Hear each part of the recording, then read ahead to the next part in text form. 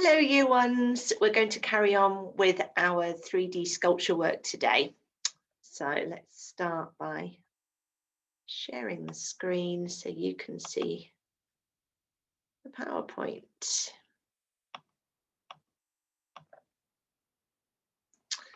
Okay, so we're actually making our 3D sculpture today. We've already designed it. If you haven't designed it, you can go back and have a look on Dojo at the video on how to design first.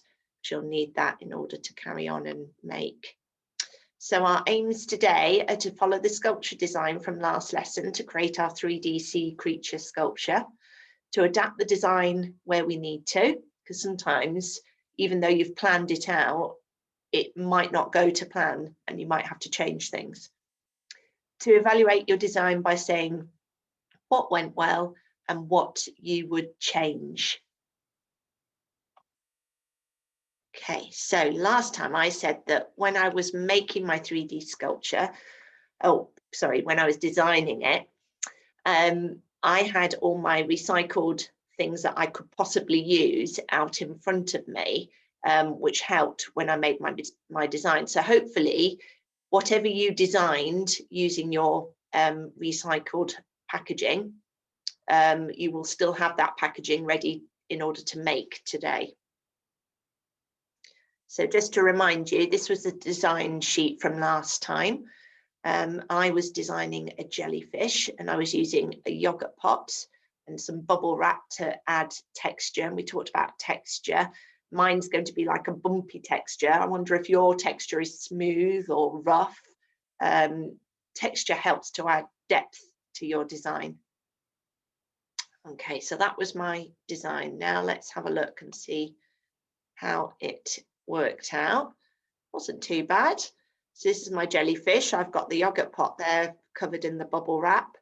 I used an elastic band to attach the bubble wrap actually, and then I've got the tentacles hanging down. So I've got some bubble wrap, but I've also got other packaging, plastic packaging. I decided when I was doing my design that I was going to use all plastic.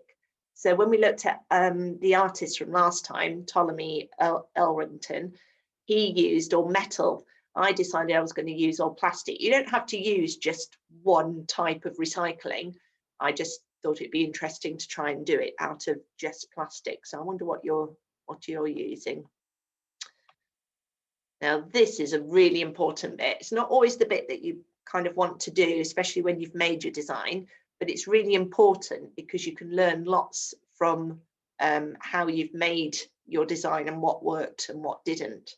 So we're looking at two aspects. We're looking at what went well, and we're looking at what would we do differently if we were to do it again. So for me, what went well was using the bubble wrap, because I thought that did give really good texture. The different plastic packaging that I used for the tentacles, that worked really well. And using the elastic band to secure the bubble wrap rather than trying to use sticky tape, that worked really well. What would I do differently again? Well, I started off by trying to use PVA glue to stick the tentacles inside the yogurt pot, and that really didn't work very well. In fact, I kind of tipped lots of glue in, stuck the plastic in and left it to dry for ages, but it didn't work very well. And I actually would use sticky tape if I was to do it again. And probably what I would do is trying to find different textured packaging for the tentacles. So I had a little bit, but I think if I had more of that, it would have worked even better. So that's what I would do. So this is your evaluation that's on the back of your design sheet. And when you've made your sea creature, you will need to fill that out to tell us what went well and what would you do differently if you were to do it again. Look forward to seeing your 3D sculptures and your evaluations on Dojo. Bye, year ones.